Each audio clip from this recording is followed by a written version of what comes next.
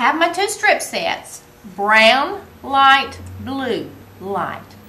I have gotten in the habit, I always take the right one and lay it onto the left one so that I know I'm sewing the seam that's along the side of the sewing machine. So I'm going to put this strip on top of this one. I want to get the tops even, or pretty much even. Sometimes the selvages will be really huge on one and not on another, but I try not to waste any. We want to get as many blocks out of the strip set as we can. Get your top even and your right edges even, and then line them up with where your scant 1/4 inch needs to be. And then start sewing them together after you've evened up the edges. Even up those edges. Always stop with your needle down and you won't lose your place. So I will sew down this entire seam and we'll have our first strip set ready. We need, I believe it's 5 of these strip sets total. I have the strip sets together. We have all 4, brown, light, blue, light. But we have to iron this seam and open it up so it will be in the proper position we want it in. Also, notice this one end is basically a 90 degree. That's what we want. Now, I first did my seams toward the dark strip. This time it's going toward the opposite way because I want this seam to go this way. This seam's going this way. I want the middle seam to go in the same direction as the other two. So if I want it going this way, it's got to go toward this light. So I'm going to flip it over. So the first 2 went toward the dark. This one's going toward the light strip, and you'll find out why in a few minutes. I have my strip set done here, and here's my nice little end. Come into the strip set a little bit and measure across it. Now if you've got your perfect little scant 1/4 inch and all of that, it should be 5 inches across. That's why we started with that odd 1 5/8, because I made it work out to 5. So I need a 5-inch strip of the light. So cut you a piece of the white. You need 5 of them because you're going to have 5 strip sets. The width of this, and hopefully it's 5 inches. It should be close to it. Now we're going to put these face to face and sew them together. Get the right edge and the top even and sew them together. Make sure that these edges stay exactly even as you're sewing here. When we get to the other end, we're going to flip around and come back the other way.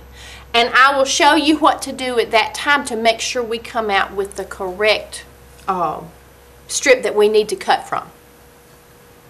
I have my strip set face to face with my 5-inch solid strip. I'm going to get the right edges and the top even, just like we always do. Excuse me. Hold my threads back here out of the way and sew that scant 1/4 inch. Now I finished the first side. I want to cut it loose, and I want to sew this second side with the strips on top. I don't care how you sew the first side as long as the edge is even. I want to sew the second side with the strips on top. Now if you want to go to your ironing board and steam these where they kind of lay together, that's fine. But we want to make sure if there is any difference in where the edge of your strip is and where the edge of that solid 5-inch piece is, we want to go by the edge of the strip set. There may be a little variance, but go by the edge of the strip set and we'll be good. It's important when we start cutting in a few minutes. Come back down, keep the edge of the 1 5/8 inch strip side where your your scant 1/4 inch should run. I have my strip set done. It is sewn on either side, so it's one big long tube. I'm going to put it with the solid piece on top and just steam it flat so that it'll be a little bit easier to work with when I'm cutting it. We need a ruler to cut from this tube set that has the diagonal lines. Now this is a Quilt in a Day ruler. It's called a diagonal square up ruler.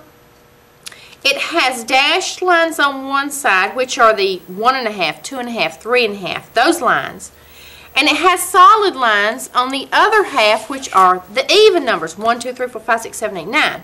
The line that we're going to use is the actual size square we want to wind up with.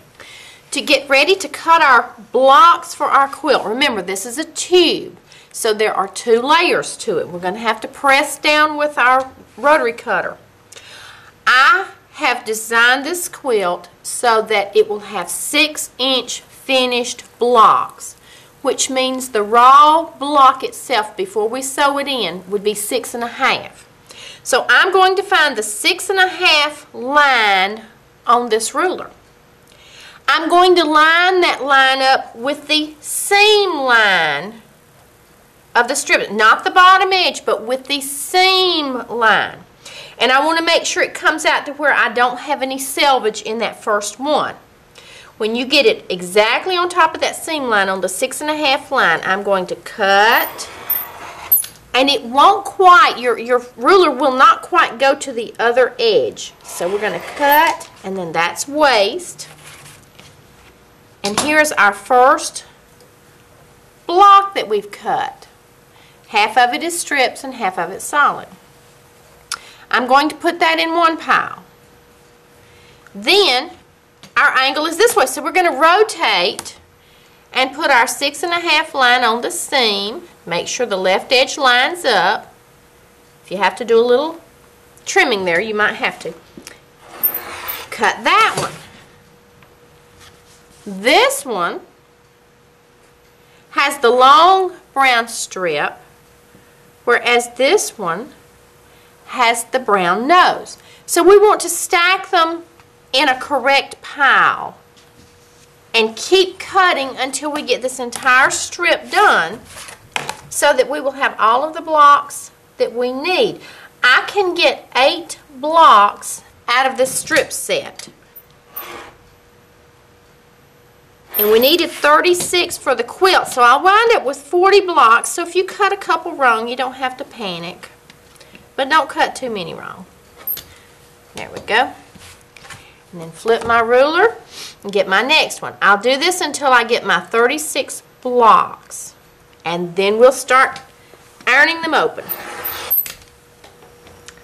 I have my 2 piles here. There might be a stitch or 2 at the nose that you just need to gently undo. Okay, we want to iron the seams in the same direction they were already going. So half of them you will press with the solid on top and half with the strips on top. These are bias edges, so we don't want to stretch them, so be very careful. Just bump that seam open.